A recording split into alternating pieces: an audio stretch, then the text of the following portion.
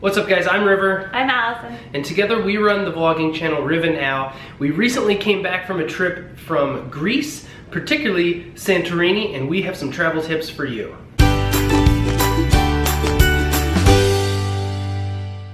So we've curated a list of tips for you that are going to be in no particular order, all of which we learned firsthand when we spent time in Santorini, Greece, which is absolutely stunningly beautiful. So our first tip for you is to rent a moped or ATV. We had such an awesome time riding around. We got an ATV, a four-wheeler, whatever you call them, to ride around. They have license plates on them. To make sure you get a helmet and you can be safe. There are seemingly no traffic laws, but there are, so be careful. But you can ride around from the different little towns and cities on Santorini. Probably from end to end you could ride like within an hour. So it's not a huge island, but we had so much fun. Be sure just to get out and see the countryside. You can take off everywhere all over the island and get from city to city. Tip number 2 is about where we actually stayed in Santorini. So we stayed in the town that's called Perissa. It's actually in between, it's very close to Fira and in between what we call like Fira and then Ia, which is at the northern point.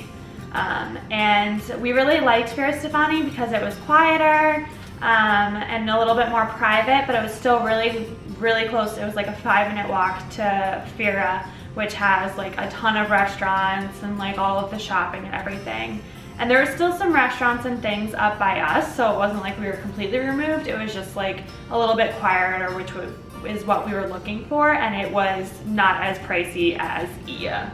And Perissa is actually on the caldera side. So if you don't know, Santorini is actually an ancient volcano caldera. So it has on one side the pictures that you've seen, like here's a picture of like the scaping kind of cliffs, and Perissa overlooks that. So like every morning we got to have breakfast overlooking the caldera view. It was excellent. Our third tip is actually going to be with a particular event that we did while we were in Santorini that I 150% would recommend for everyone to go there.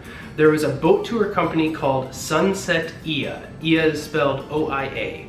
And that tour took us on a catamaran with probably about 20 people. It wasn't terribly too many. We had a barbecue on the boat. We got to swim in a hot spring of the volcano. So like actually the water was warm. It was so cool.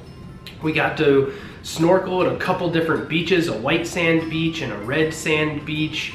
We got to see the sunset up near Ia on the water. You have, free drinks the whole day, and obviously, like I said, that barbecue. We had so much fun. It was probably one of the more memorable things we did. It's about a 5-hour tour. We actually walked to the wrong spot to get there, and they came and picked us up in a van. So they went above and beyond the Call of Duty. Nice. So awesome. So we would definitely recommend that. I'll have a link in the description below to their particular company. Make sure you book that tour ahead of time. So one of the recommendations that we got before we went was actually booking that boat tour before we get there, because it's not always guaranteed that they'll have availability. So our fourth tip is actually a beach that you can go to on Santorini. Santorini has such wide, diverse beaches, whether they're red, white, or black sand beaches. But the beach that I really had a lot of fun at was actually a black rock beach. So when I say rock, don't think like big boulders. It was like, pea-shaped to like golf ball shaped rocks, essentially, that were all black. At that beach, there was a cliff that I may or may not have cliff dived a couple times off of. But we had so much fun there. The snorkeling was really fun. The water was excellent.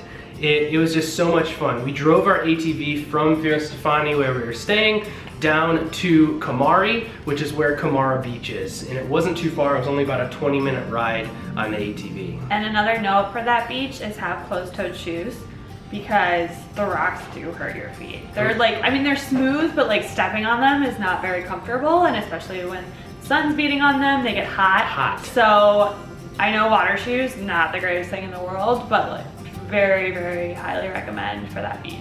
In most of the beaches or water in Greece, you should probably bring water shoes anyway, because they do have corals, they do have urchins in the shallows of the water, so obviously you don't want to get stung by an urchin or things like that, so probably a good idea to have those anyway. So our fifth tip is about another beach called Perissa Beach, or Perissa Beach? I don't know. Perissa Beach? Perissa Beach. And it's called the Black Sand Beach also. And this was actually my favorite beach on Santorini. It was, as you could have guessed, black sand, not really rocks, so it didn't really hurt your feet.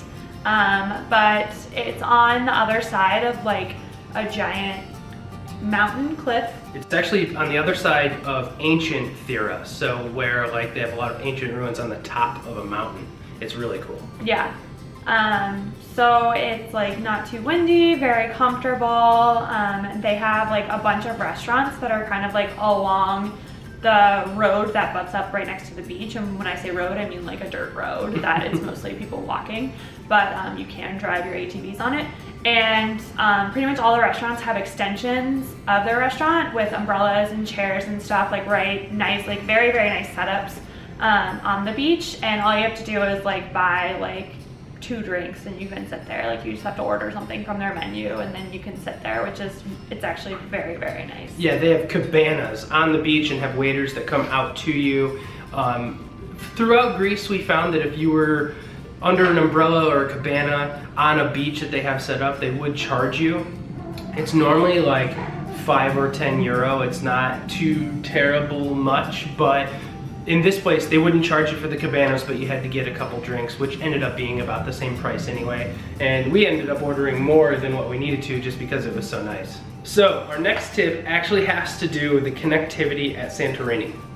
We spoke with multiple locals while we were there, and it seems to be a pretty widespread problem that the Wi-Fi on Santorini is not great. We chose to not bring our phones to have service. Like we could have bought a SIM card, or if you want to buy a SIM card for your phone, you can just pop out your old ones. Like we're from the States, so we could take out our state SIM card, put in the Greek one, and now you'd have phone service. But we didn't do that, and so our only means of communication was Wi-Fi. And for uploading videos, we uploaded all of our vlogs from the trip, so if you guys want to see those out, go ahead and click up in the corner. But we could not upload there. We could barely like upload to Instagram or tweet or do anything really, barely send text messages because the Wi-Fi was so bad.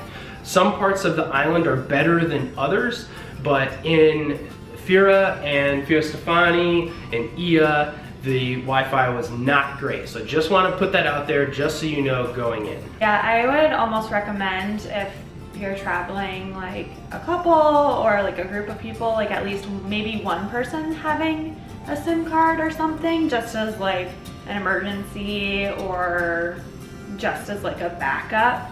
I don't think everyone needs to have it, but if one person in your group does, might be a good idea just in case you can't access Wi-Fi. A bit of a lifeline. Yeah. So our next tip is actually about the sunset again. So we would recommend, on top of doing the sunset boat cruise to Ia and seeing the sunset on the water, to actually go to Ia and go to like the furthermost tip and see it for yourself just in person there. The town is gorgeous. There's beautiful shops and restaurants. I feel like it's a little bit more upscale than like Fira is, but the prices aren't horribly terrible, but it's just beautiful views there, and it feels even a little bit more, I guess, remote. It feels a little bit more romantic, but it's just really, really nice, and the view is just like spectacular. Probably most of the professional photographs that you've seen of Santorini have probably been taken in Ia. This picture right here was actually taken by Allison. So like, unbelievable photography. We have some vlogs where I actually did a time lapse of the sunset if you haven't seen that. Totally spectacular. It's something that the sun just sets into the water because you're just looking across the Aegean Sea. It's so amazing. You have to do that. So our next tip is actually having to do with people that ask us questions or what we were looking up before we left. of what do you use, a cash there or do you use cards? And that's a great question because we did a tips video for when we were in Athens, Greece, and I would highly recommend you have cash there. However, in Santorini, it is a little bit more touristy, right? There's a lot of people that come there for holiday and vacation. They do more widely accept cards. Restaurants will accept cards, some do not. However, most people do accept cash euro tips. In Santorini, it is pretty much acceptable for a 5 to 10% tip.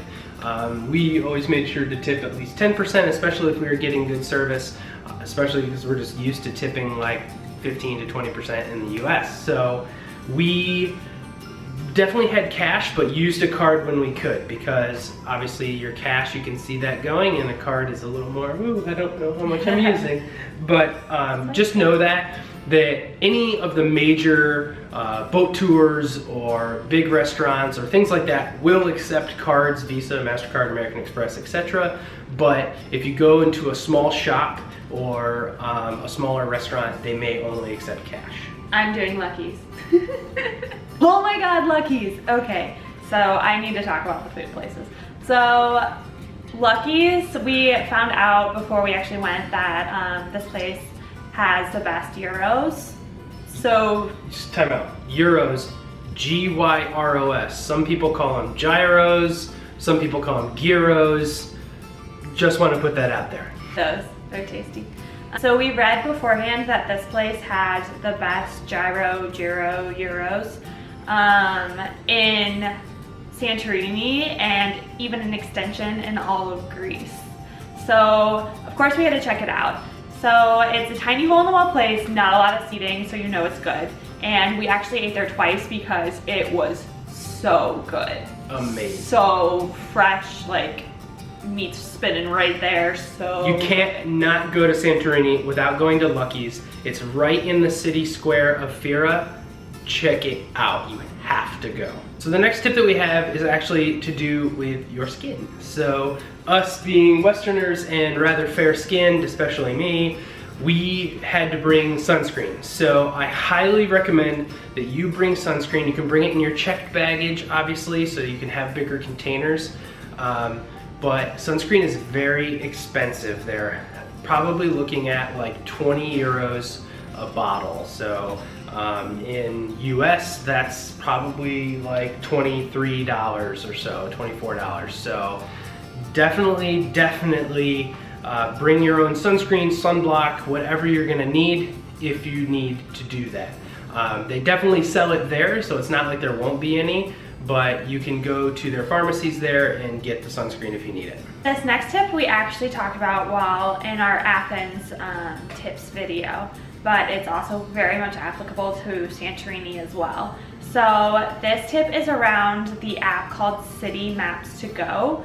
Highly recommend downloading it. What it is you can access maps of the city or country or wherever you are, download those to your phone, and access them when you're offline. So when you have no service, no Wi-Fi, you can access those maps and you can star places that you want to go to in them, and it'll still track you offline. So if you're like walking around and you're like, oh, I want to go to somewhere to eat, and you have places starred, like you can see where you're closest to and go to that place. Track or like, you live on the map. Yeah. It's really cool. It's super cool. And like we always had like our hotel where we were staying starred, so if we wandered around, we'd know how to get back and things like that. It was a real lifesaver, and I would highly recommend it. I'll put links to both the Android App Store and the Apple App Store in the description below. So if you want to check that out, and you can download it right onto your device and then have that when you're abroad. The next tip that I'll talk about is actually having to do with how you get around on Santorini. So we mentioned that you could rent a moped or an ATV and get between the cities, but if you're in Ia or in Firostefani or Fira, you can walk around, and I would highly recommend that you walk around in their alleys. Now, their alleys look like this, right? So where it's just like really narrow, sometimes it's right on the cliff path, which is so cool. There are main roads that you can walk up in and around the cities, but if you wanted to go to some of those beaches that we were talking about, for instance, it's not very walking conducive. No, it's not. My bad. So we tried to walk across the island to one of the beaches. It didn't work. We got there, but it was scary. and it was just a long walk. We misread the map and the route, so it took us way longer than we thought we were to get there. So you can drive on the mopeds or take a taxi between. Taxis are very expensive, just know that in Santorini. But walk around in the towns when you're there. There's so much really cool like shops and restaurants and things to do. Definitely do that on top while you're doing your food tour. So our last tip is actually when you're going to book for somewhere to stay on Santorini, just kind of a little bit of information from what I gathered when I was looking for where we would be staying. So it kind of seems like you either can have like if you're trying to stay in a budget, if you are in the budget where you can spend over like $500 a day, then you can have a view and a gorgeous apartment / room and like be all set. That's just for your hotel room, $500 a night. Yeah, and like they're higher than that. Like if you want like an infinity pool and everything like that, it's more than that per night. But if you're kind of trying to be a little bit more budget conscious like we were, it seems like you kind of have to choose a little bit between if you want something with a view and like, or if you want something that's like a nicer room or / apartment. Ours was still nice, it was dated. It was very dated, just but older. We had a gorgeous view. When we met our friends there, the Australian buddies that we met there from our boat tour, they had their, where they stayed was gorgeous. It looked fairly new, it was super pretty, but they weren't on the Caldera side. Yeah, with the view. Yeah, but their place was very pretty. So it seems like you kind of have a little bit of a trade-off if you're trying to be budget conscious. Also, we booked about 2 months ahead, so maybe if you book even sooner than that, so like even more months than that ahead, maybe you can find something at a more reasonable price that's an upgrade and I feel like nice view. But I feel like what's fair too is like you can get a place on Santorini for like $50 a night, right? So like it's not all really super expensive, but there's everything in between, and there are trade-offs. You might get a deal like Allison was saying that has a great view that's cheaper, but if you want to guarantee all the bells and whistles and super stuff, like just like anywhere, you would pay for that. Yeah, we picked view and location, which I was very happy with. But just know that you might have to have some trade-offs depending on how soon you book and what you're really looking for. And we stayed at a place called Valas Apartments. The owner and operators were unbelievably accommodating, super nice, helped us out a lot, gave us a lot of tips, and upgraded us for free while we were there just because I was chatting up with him. So definitely check them out. We'll put a link to Valas Apartments in the description below. You can check them out. I think, did we book them from Airbnb? We did. So it was like a boutique kind of hotel situation, I would call it, because they only had like maybe 10 rooms in kind of a little bit different buildings. But they were through Airbnb, but it was still like a hotel. You got all the amenities of a hotel that you would get. But Turn down service, all that stuff. Yeah, but it was just through Airbnb.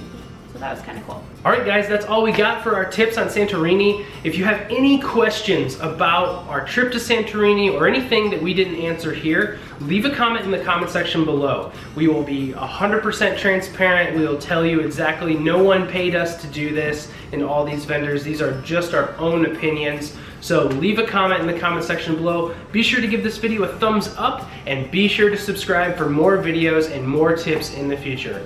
So thanks a lot, guys, and we will see you later. Bye. Bye. Way to go.